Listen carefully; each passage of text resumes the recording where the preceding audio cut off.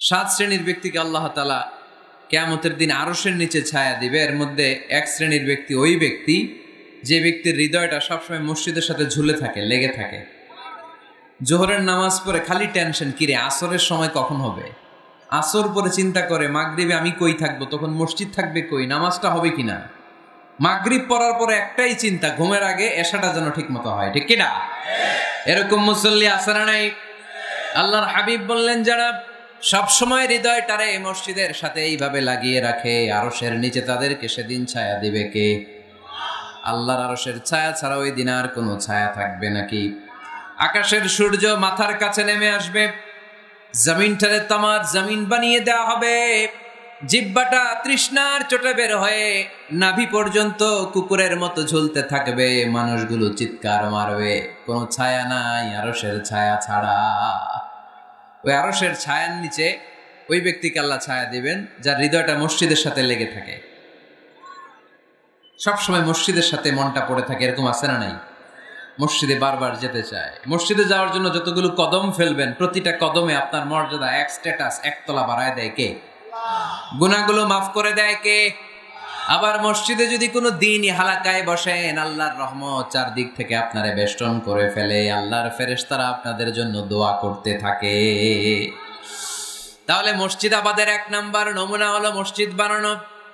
মসজিদকে আবাদ করার 2 নাম্বার নমুনা হলো মসজিদে জামাতের সাথে সালাত আদায় করা। মসজিদ আবাদের 3 নাম্বার নমুনা হলো হৃদয়টা মসজিদের সাথে ঝুলিয়ে রাখা। মসজিদ আবাদের 4 নাম্বার নমুনা হলো নিজ হাতে মসজিদকে পরিষ্কার পরিচ্ছন্ন রাখা। মসজিদ ঝাড়ু দিচ্ছেন কে কে? দেখি হাত তোলেন।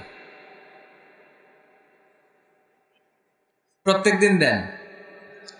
আলহামদুলিল্লাহ, আলহামদুলিল্লাহ। এটা সাইয়েদনা ইব্রাহিম আলাইহিস সালাম আর ইসমাঈল আলাইহিস সালামের ডিউটি ছিল।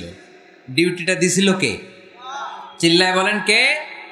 আল্লাহ বললেন, তাহহিরা বাইতিয়া লিত-তাইফিনা ওয়াল আকিফিনা ওয়ার রুকআইস সুজুদ।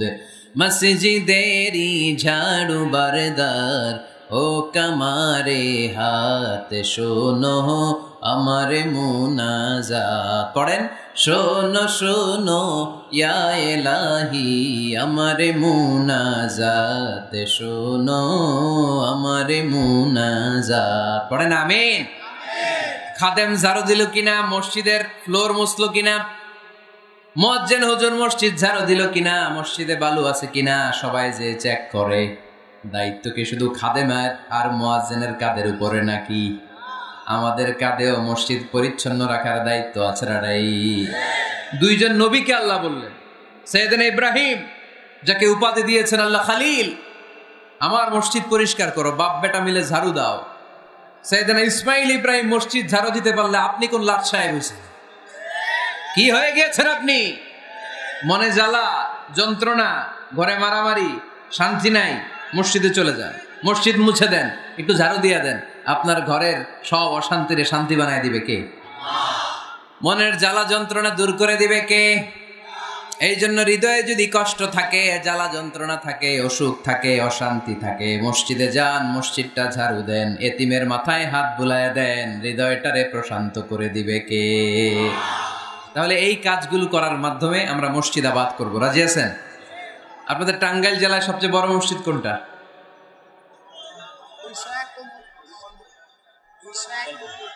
201 গম্বুজ।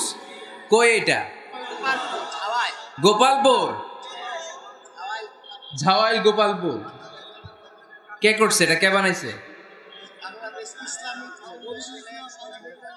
ও, ইসলামিক ফাউন্ডেশনের কর্মকর্তা রফিকুল ইসলাম। কি করে? বেঁচে আছে?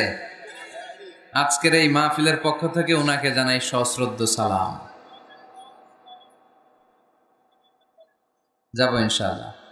তো এরকম ভালো ভালো মসজিদ, সুন্দর মসজিদ বাংলাদেশে হোক, আমরা চাই না? সবাই চান? তো চাই, আওয়াজটা এতটুকু। এরকম সুন্দর মসজিদ এদেশে আরো নির্মিত হোক, চাই কি চাই না?